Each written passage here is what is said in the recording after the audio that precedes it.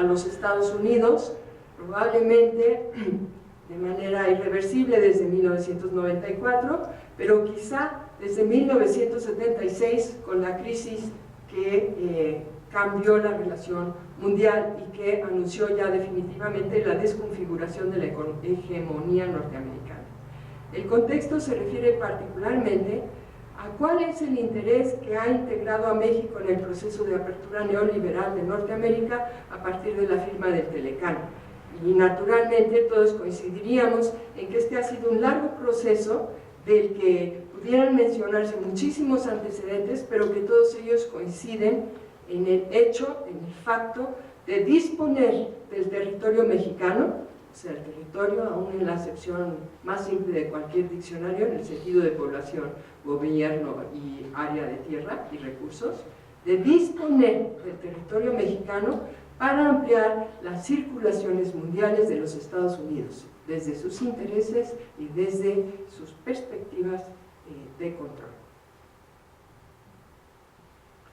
Este contexto se puede particularizar al considerar, además de manera especial, las características de la circulación de mercancías como un proceso flexible, móvil e inestable, que recibe impulsos y exigencias de diferentes actores de la globalización, generando condiciones más o menos favorables para que el segmento de la corriente más dinámica de todo lo que circula sea libre.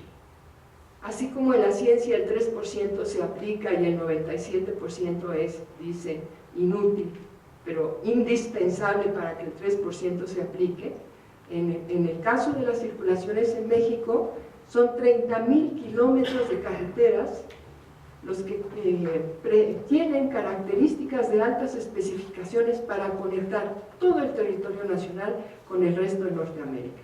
En Estados Unidos, en México es el 10%. En Estados Unidos probablemente sea mucho más elevada la participación de las carreteras y de las condiciones de transporte de altas especificaciones que las que son de carácter secundario, alimentador y que tienen un ritmo mucho más lento. Entonces México ha bastado con este engarce, con este conectarse de 30.000 kilómetros más los 20.000 que Porfirio Díaz construyó de ferrovías para articular el territorio nacional. En segundo lugar, ¿qué sí entender con libre circulación de mercancías en Norteamérica? Y sobre todo, ¿qué no? La libre circulación de mercancías entre individuos y países definitivamente no constituye ningún paradigma ni ninguna libertad humana como lo pretende la ideología neoliberal. Y cito a Alejandro Álvarez. Neoliberalismo como doctrina económica global cuya misión es abrir, desregular y privatizar a la par que afianza la ideología de un mundo sin fronteras para las corporaciones y el capital transnacional, pero sobre todo ha operado generalizando la idea de que el modelo neoliberal americano representa un ideal que todos los países debían replicar.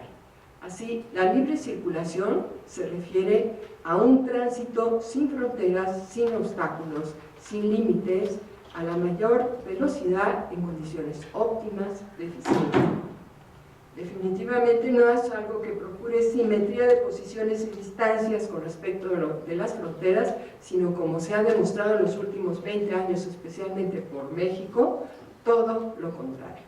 Esa libre circulación existe, se da, es un segmento inestable del conjunto de corrientes que circulan, de todo tipo de cosas que circulan. La Coca-Cola no solo lleva el líquido burbujeante y la chispa de la vida, sino también un mensaje, no solo es azúcar, es al mismo tiempo material y simbólica. La coca y sus camiones flamantes son una práctica material y una práctica simbólica. Estas circulaciones a veces se dan al mismo tiempo, en el caso de la coca es evidente, pero hay otro tipo de circulaciones que se segmentan, que se sedimentan, unas van rápido, otras más lento, igual que en el agua, o podría sugerirse ese símil.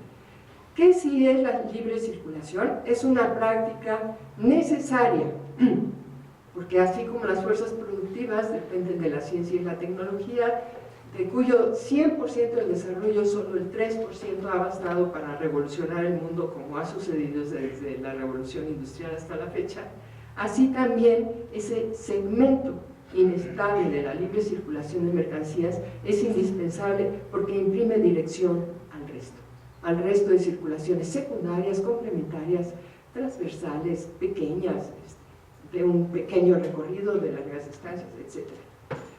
Sí son también necesarias para alcanzar el propósito estratégico de ampliación de las fronteras del Telecan. Son una tendencia ya irreversible del paso transfronterizo de algunas mercancías entre los 3 países del Telecan. Es un mecanismo de alianza transnacional norteamericana que abre la libre circulación de mercancías expandiéndose a Estados Unidos sobre México y Canadá por razones de costos, por razones de su posición ventajosa en cuanto a logística y geoestratégica, como por razones de seguridad de los propios Estados Unidos. Desde el concepto de unidad de dominio de Norteamérica por los Estados Unidos hay una redefinición unilateral de las fronteras que amplía físicamente a triple el territorio desde el que ejerce su hegemonía sin necesidad de apropiarse e integrarlo, digamos, sí geopolíticamente, no jurídica y legalmente.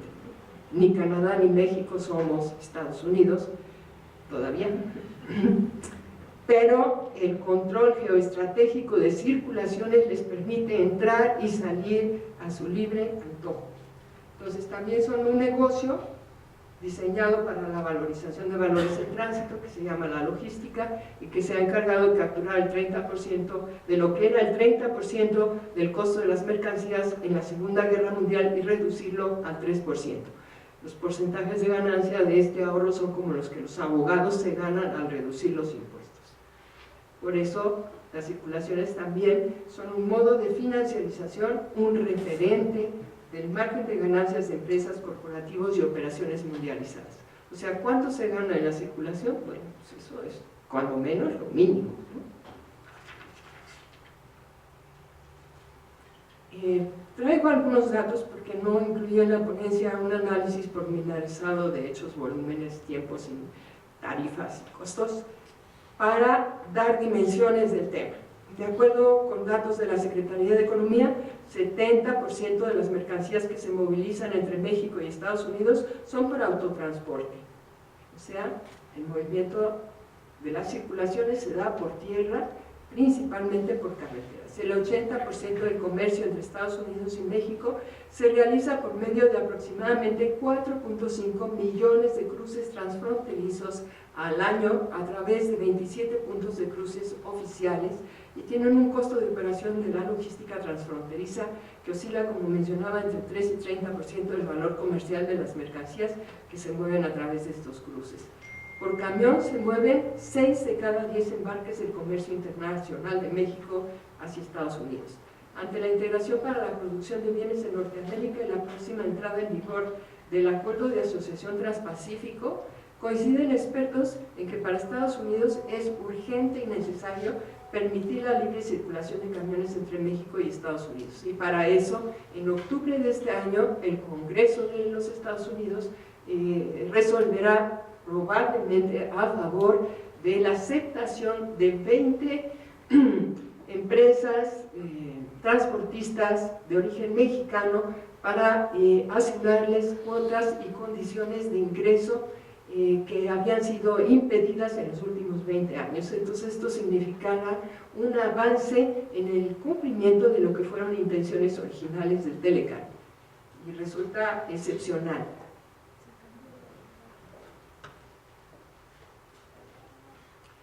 Estas otras informaciones que traigo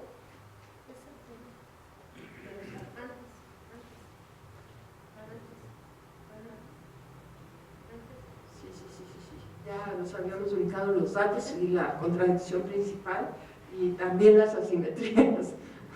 Bueno, entonces estaba diciendo que estas condiciones hacen que México tenga prácticamente un único cliente, que es el de Estados Unidos, pudiendo dirigirse por lo menos a 40 otros países en los 3 continentes del mundo, ¿no?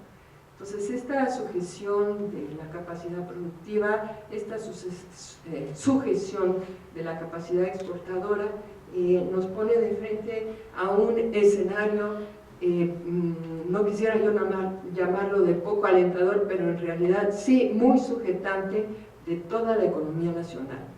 Me refiero con toda, no solo a los sectores de punta, globalizados, transnacionalizados, sino a todos los sectores de la actividad económica nacional, influidos igual que la Coca-Cola y el Pan Bimbo, etcétera, que llegan a todos lados. Este mapa ya ha sido trazado, está en el Google, es disponible muy fácilmente, demuestra cómo estas rutas se integran sin distingo fronterizo. Este es el mismo mapa, pero ya asociando los nodos de ciudades que se van enlazando y las rutas de penetración multidireccional que han implicado los 14 corredores del Telecán que surgen probablemente en el suroeste, en Tapachula, y que llegan hasta Winnipeg, Regina, Calgary y Vancouver. Este mapa es especialmente interesante porque da idea de qué efecto tiene la multiplicación del comercio, notable especialmente para México, pero también registrado en Estados Unidos y Canadá desde 1994 a la fecha. Los colores más claros son de distancias más cortas, con lo cual se va sugiriendo que el aumento en el tono del color prolonga y densifica la influencia lineal en kilómetros de las circulaciones en América. Si solo vemos los amarillos, vean qué cercanía existe entre el noreste de Estados Unidos, el eje económico tradicional, el oeste norteamericano, el Far West del siglo XIX, e incluso con respecto de la costa caribeña de Sudamérica y la costa del sureste de Argentina y al sur. Este es un mapa excepcional, es de Luis Chias. No existe más que por su autoría un mapa que cartografíe la red de carreteras y sus especificaciones para todo el continente, porque los hay segmentados y Guía Roji los produce para que los consultemos cuando andamos de turistas o viajando. Y aquí puede darse idea de cómo se ha prolongado la economía norteamericana del este al oeste, del norte hacia el sur, y cómo está integrando en las líneas azules de las redes de altas especificaciones a México y Canadá hasta Alaska. Es un territorio continuo desde el trazo de esta red de carreteras. Sin embargo, aquí también se da idea de cómo este aumento de la infraestructura aumenta las circulaciones y la movilidad en detrimento del motivo principal, que sería multiplicar el acceso. ¿Por qué razón? Porque se saturan las infraestructuras. El congestionamiento de las vialidades es algo palpable aquí en la Ciudad de México y sucede de manera semejante en los grandes recorridos que estamos observando. Entonces, llegamos a la parte donde la opinión principal que estoy presentando a debate para todos ustedes se despliega de manera política. La libre circulación provoca simetrías de poder y también asimetrías de poder. Las circulaciones no son neutras.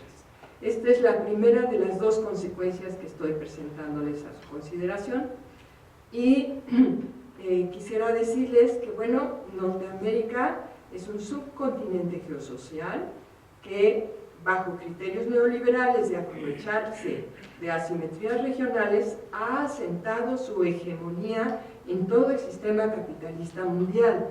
En esta hegemonía se hallan configuraciones móviles e inestables, como nos explica Álvarez Beck